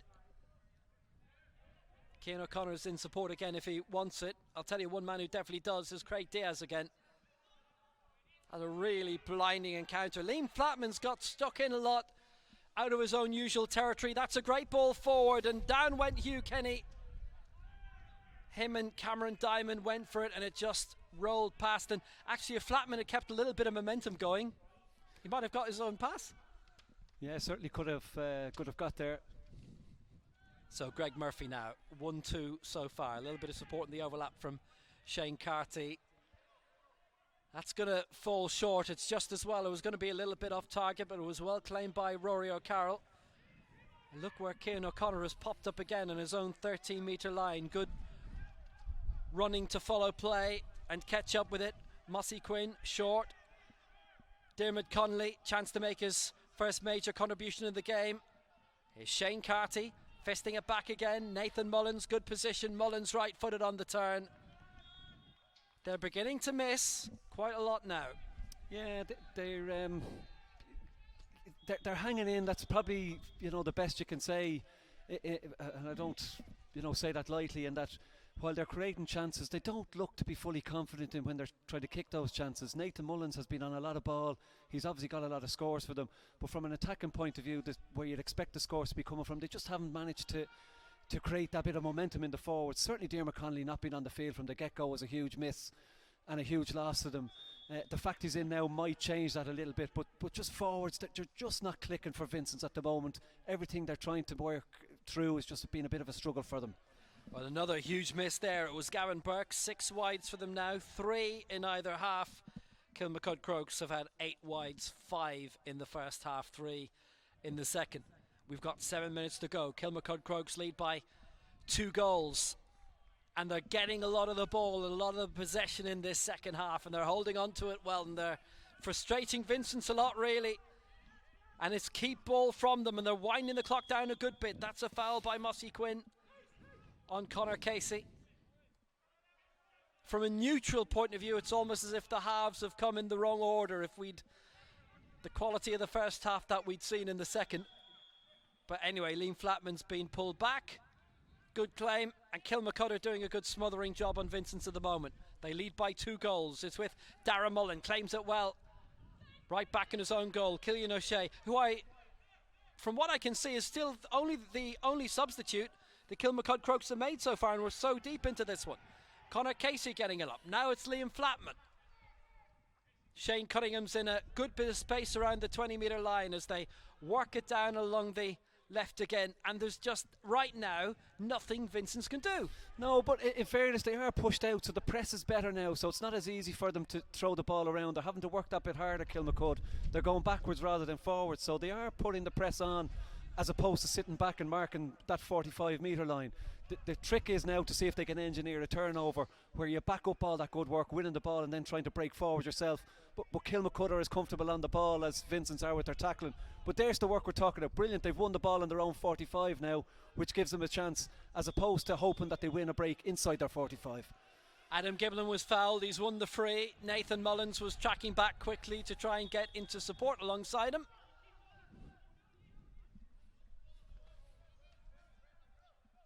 Conor Kinsella, I think, there, see, for 29 for Kilmacud, just around the middle of the field there. Yeah, and that will be their second change of the contest. And we've got Gavin Burke going off by the looks of it over on the far side too for St. Vincent's, and that'll be the 5 changes by the looks of it. Yeah, Liam McGovern, I think it is, who's come in. And Liam McGovern wearing number 21. In a good position on the 20-metre line as that one is launched forward again by Nathan Mullins. They just need a little bit of extra speed in their play. It's coming now, but it's all well and good having speed in the play so long as you have the ball, and they don't. Craig Diaz, Conor Casey worked well, good little flick back. Kilmacud have done a very good job in this second half. They got the goal at the right time. Paul Mannion making his way through. Remember, there was the great chance for Vincents right at the end of the first half when the shot was cleared off the line. Here goes Darren Mullen now. Forward by Shane Cunningham. It was important from Vincent's point of view because it still keeps a game of it. That clearance from Lestrange right on half time as his shot comes from a long way out, and it's really well claimed. Well, Kenny's already done this once in the half. He's claimed it again here, and Kenny's in to win it, and he surely has won it. His second goal of the second half, and Kilmacud lead by 3 goals with 4 minutes of normal time to go. Yeah, what a great finish. Again, he backed himself coming round Jarlath Curley that time. He was hanging in the headline, ball drops into his hands. He threw a side step and Jarlath Curley was unlucky to lose his footing. But once he seen the opportunity, he kept it to the goalkeeper's near side. A great finish, and at this point, you think it's going to be hard for Vincents to catch Kilmacud given the way they're playing and the goal scoring opportunities that they're creating. Well, they were beaten by Ballybowden St Enders a few weeks ago in their middle game by 5-11 to 117. They beat Clontarf well 2-16 to 11 points last week. They opened up against Whitehall Colmcille 2-15 to 113. And could be in danger of a black card here if we look at Cameron Diamond going back. The referee could deem that as a pull down, so it'll be interesting to see whether it's black or yellow. There's a black card, I think, for Cameron Diamond. Black Diamond, he's gone. Which makes things even more difficult for Vincents now. Kilmacud really with the upper hand, extra body as well. Going to be difficult for Vincents against that breeze, given that their forward line haven't really clicked. So here's the free. And as if it wasn't hard enough for Vincents now at this stage, Dara Mullen puts it over, and it is 1-5. Yeah, big score, 4-13. They've been dominant in the forwards. Every chance they've got, they've been clinical. In a lot of instances, they have certainly kicked some bad wides, but they've got so many scores that they've been afforded the opportunity to have those wides. Vincents need a goal and need it quick. I think they need more than a goal. Maybe a couple would be very handy, and a miracle and a half as well, maybe at this stage. It's happened before. Liam Flatman to Cian O'Connor gets it towards his own 45. Diaz has been such a comfortable figure all game. The wind is really beginning to blow up again here at Parnell Park. It would be quite something if we needed extra time and penalties in this one. But remember, the rules are still there. Tomorrow, Ballybowden against Raheny from 2, Ballymun against Nafina after that, 4:30, and the semi-final draw live. And Kilmacud Crokes are more than odds on to be on it now. It would need the comeback of comebacks from St Vincent's to make that happen. Here's Rory O'Carroll. Good fist forward. Craig Diaz back towards the Vincent 65. It's a good lunge forward. Hugh Kenny's on a hat-trick of goals, you know. He's on a good mark as well. That's a nice clutch. It's a nice talent as well that he's been utilising all game. And he gets it back to Paul Mannion. And Mannion's shot is over the top and he's scored, and it's 1-5 for him. Yeah, he's been... in the second half in particular, Hugh Kenny's been excellent. Everything that's gone in, he's won. He's got the couple of goals as well. He's set up Paul Mannion there for a score on the back of another mark. It's just been I won't say easy for Kilmacud, but they've had time out the field to find those passes. They've been fortunate in some of the goals in that they've gambled in terms of dropping off or getting behind a man and managed to get a flick into the goal. But they've been good enough to get those scores because of their dominance and the way they've worked that across their forwards to create those scoring chances. Shane Cunningham and Hugh Kenny have gone off. Hugh Kenny with those 2 well taken goals. He's not going to get a third, not going to get a hat-trick of goals today. He's done his job, end of story. He's had a great afternoon at Parnell Park. We are on the hour. Still quite a few minutes to be added on. Lestrange getting it forward. And remember that they've lost Cameron Diamond with a black card. The quick free by Dermot Connolly. Quick thinking to get it across this near side as well. Quinn with a shot and it bounced awkwardly. Good save by Conor Ferris, and that's a penalty. I think it's a penalty, and it is. Vincents might still have a tiny lifeline in this. Yeah, definitely. Connolly did well to keep the ball alive when everyone was trying to stop him. Tomas Quinn's shot bounced in front of the goalie, which slipped out in front of him. Referee deemed that he jumped down on his legs or gave him a push. I think probably the right decision from the referee, and that it was clumsy, if more so than anything else, from the goalkeeper. Chance of a goal, but with the way the clock is ticked, it's very much consolation at this stage. They've scored 4 points across this second half, 3 of them from play.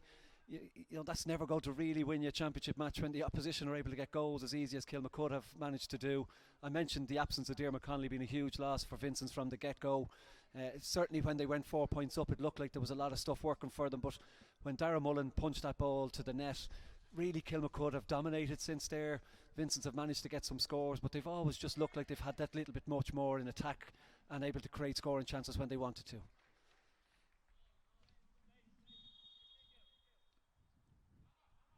Mossy Quinn from the spot. Saved! Good save too! And it's an evening where very little's gone right in the end for St. Vincent's after a really dynamic first half.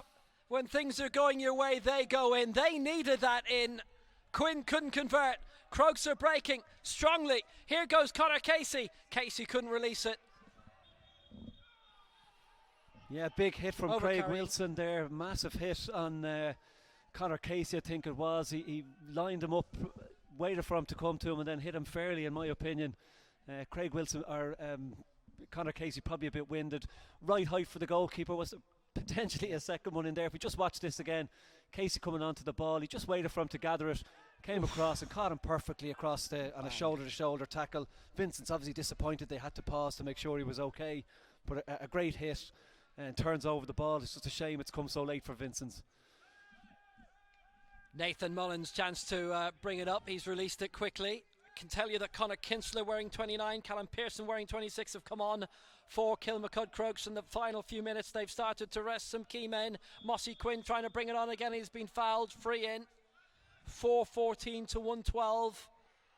11 points between them. Quinn looking to take it quickly, trying to get a bit of pride. Connolly on the way in, and he couldn't get it on target. Yeah, the urgency for goals is obviously what's spurring Vincent's on to try and trim the gap. Yeah, that instance, Connolly's finish just went to the wrong side of the post. But that fluency in attack just has been missing for Vincent's today. And Dermot Connolly usually steers that ship so well, and his absence has been, has impacted on how the forwards have played, particularly in the second half. And Kilmacud on the other side have had lots of guys who stood up. Hugh Kenny, Darragh Mullen, Paul Mannion obviously across their forward line, who've contributed handsomely to this total this evening. Ben Shovlin wearing 21 is on, and 25 Pat Burke is on as well, as takes the shot, and that's a very good point with his very first touch by Pat Burke.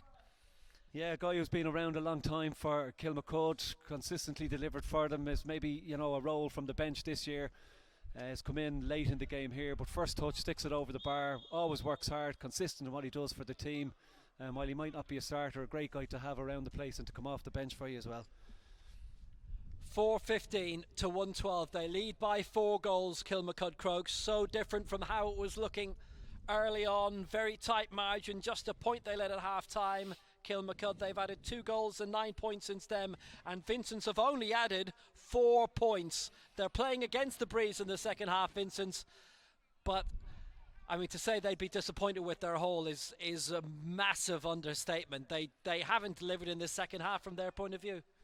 Yeah, it's a big win for Kilmacud. You know, it's really the absence in fluency. You know, Kilmacud have been fluent in everything they've done. Their forwards have been very good, and the flip side of that is that Vincents have just lacked that the fluency that I've mentioned that they generally have in their attack. And Diarmuid Connolly being out was obviously a big impact on that. But certainly Kilmacud well deserving in this of their result, and the performance in the second half and the scores they've got lead them into a nice position for a semi-final. They're into tomorrow night's semi-final draw. That'll be live on Dubs TV around tea time after tomorrow's games. But in the end, this was the goal which kind of steered it their way. Lovely claim by Hugh Kenny, and what a fine goal too. Yeah, like there was only 2 points at that point in the game, and just under 40 minutes played on the clock, so it was still very much alive for Vincents at that point. But he just snuck in behind Brendan Egan, managed to win the ball on the end line, and then roofed it to the net. And from there, really, there was never really going to be anything else than a Kilmacud Crokes win. Nathan Mullen certainly worked hard. You know, your top scorer in the second half is your midfielder. It just demonstrates the difficulty Vincents had in their attack without the likes of Connolly playing with them. And on the other side of that, you had, you know, a half forward line that were able to get scores, who were supporting their full forward line. You had the full forward line of Mullen, Mannion, and obviously Kenny, who were instrumental across the whole game. And then in you know, the flip side of that was just Vincent's lacking that bit of creativity up front to cause any problems really for the Kilmacud defensive line. Well marshalled by Cian O'Sullivan, certainly. Liam Flatman did a good job inside on Tomás Quinn too, who had very little opportunity from play. But really where they were trying to make inroads was when they went direct. That's where they were managing to create chances. Gavin Burke, you know, popping one over here for Vincents, but really that was as good as it got for them as it did. That was 47 minutes on the clock was the last score that Vincents managed to get, whereas Kilmacud dominated throughout, and every time someone got on the ball, and for the first maybe 15 or 20 minutes of that second half, Vincents were playing like a zonal defensive system where there was a lot of free movement for Kilmacud Crokes, and here was, you know, a great catch on the end line. He was probably going to be happy enough with a point. Curley is unlucky in that he loses his feet, but a great finish on the near side of Mick Savage. You know, to get his second goal of the game, and well deserved for his contribution across the second half, where he was excellent, along with this man as well, Darragh Mullen. Both very good. We're all aware of Paul Mannion, but now you can clearly see that there's an inside line there for Kilmacud Crokes that can get big scores for them.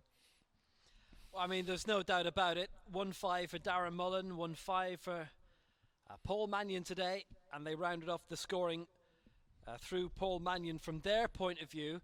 But there was a big opening for St Vincent's moments later to maybe try and get themselves back into the game in stoppage time past the hour mark. Yeah, great work across the field there by Diarmuid Connolly. You know, goalkeeper's unlucky in that it pops in front of him and then he jumps down on Sean Lamb, and then there's a penalty awarded. You'd back, you know, Tomás Quinn in most instances here, but on one of those days where things aren't going for you, they're not going for you. Right height for the goal, he manages to get good hands on and push it away, and then the incoming forward and Cian O'Sullivan come together, and you know, that was their last real opportunity. They again did well here with a nice little pass into for a second goal opportunity that was created, that came, you know, well, a half chance that was created for Diarmuid Connolly thereafter. But you know, Pat Burke rounding off scoring for Kilmacud, you know, a long time servant to the team and the club. And Kilmacud move into a semi-final. They'll be quite happy with that performance.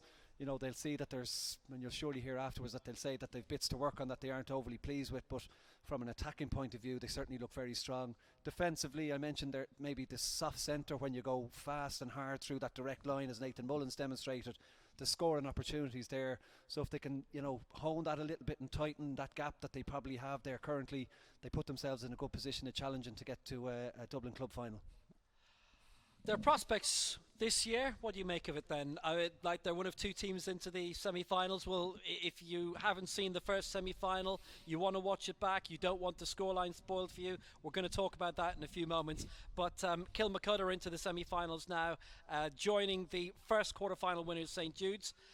Tomorrow, Ballyboden against Raheny Shamrocks, Ballymun Kickham's against Nafina. Where in the pecking order do you think they are I think right now?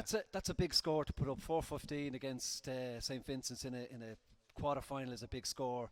What it demonstrates is that from an attacking point of view, they're very much an active force. In times past, certainly, you know, Paul Mannion would have been their go-to player for scores, but as it's been demonstrated there, you know, with Darragh Mullen, with Hugh Kenny, there's options there for them in terms of, you know, if one doesn't perform, maybe the other two can step up and get scores for them. So that gives them a chance. You've got to be getting scores to win championships, as simple as that. Defensively, there are some concerns in that Vincent's didn't play particularly well across their forward line. They still managed to score 112. They created a couple of other opportunities. So, again, without harping over old ground in terms of that, middle run that has caused them problems against Castleknock, against Vincents there at times, that's probably an area they need to work on. Where do they sit in the pecking order? Ballybowden have certainly ratcheted up big scores. You'd expect that, they'll be able to deliver on further on that promise maybe tomorrow. Ballymun have been very strong. Generally they're looking at 4 or 5 or 6 Dublin guys coming back into their team after a championship, and that's hard to integrate back into a team. 1-2 is workable. 6 guys is a big ask to fit back into a team where you haven't been with them for 6 months. So to have the likes of James McCarthy, Philly McMahon, John and Paddy Small, Dean Rock available to you all the time in that club setup, that means that team is very cohesive and very well knitted together. So in a pecking order, you'd say Ballymun probably because of having that 6, 8, 10 weeks with all those guys together. Ballybowden on the back of last year in terms of their dominance in Dublin, and then progressing to the All-Ireland Club semi-final, maybe fall into second place around that, and then Kilmacud maybe into third place, with Jude's possibly falling into fourth, without giving the game away for anyone who hasn't seen that game. So if you're looking at a pecking order, that's probably how it would sit. But club and championship football often throws up surprises. If you were watching last week with Lucan and Kilmacud, Lucan came out in that hurling match where you would have maybe thought that Kilmacud were going to win it. So often championship football does that. It's a one day, 60 minutes, go out there and give it your all, and you might be able to get a result out of it. And there's lots of those clubs, Ballybowden, Ballymun, Kilmacud and Jude's, who felt that in days they should have won games where they've lost. So on days where they think that maybe they're the underdog, that might favour them to go on and win it. And if there's one team who generally thrive as an underdog, it's Jude's. So I wouldn't back against Jude's coming through a semi-final to get to a Dublin club final. They're a team who've been around a long time, would love to land that title. So they have a huge ambition to try and do that. So while you can rank teams in pecking orders, when it comes down to 60 minutes of football, often those pecking orders aren't worth the paper they're written on. There's only one pecking order that counts, and it's at the end of the season. Correct coming. and right. Listen, it's been a lot of fun. It's been brilliant to be here today. Everybody, I hope you've enjoyed the games. Please look after yourselves. Tomorrow, Ballybowden St Enda's against Raheny is at 2. Ballymun Kickham's against Nafina is at 4:30. The live draw for the semi-final is on after that. All live on Dubs TV tomorrow, and you obviously know where to go to subscribe for that. But Kilmacud Crokes have looked very good, and they've issued a clarion call today to the rest of the championship of how good they are. The final score, Kilmacud Crokes 4-15, St Vincents 112. Goodbye for tonight from Parnell Park, and please stay safe.